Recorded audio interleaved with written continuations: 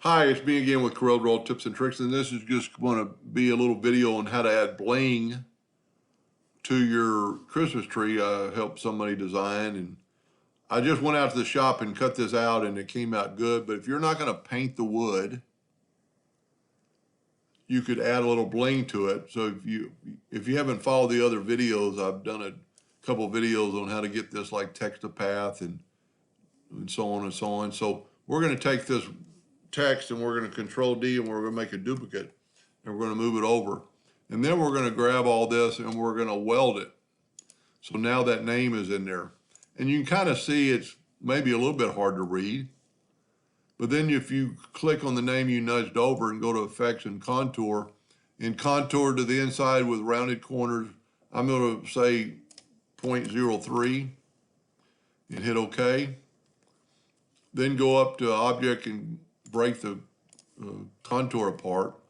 And then just take your Smart Fill tool and fill in that inner part and then nudge it over on all the letters. Then this is what your product's going to look like.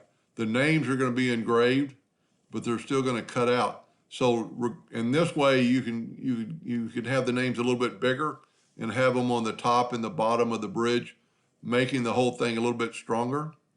I shared this file, I just cut it out, and I made it quite little, but it's really too big for an ornament, so it's a little over 8 inches tall.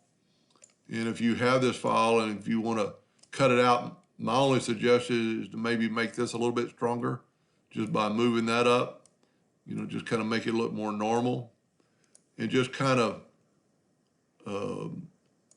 give this joint a little bit more strength.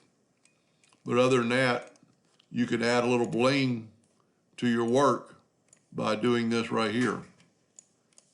I think it's a really cool effect. Anyway, I hope that helped a little bit. Thank you for watching.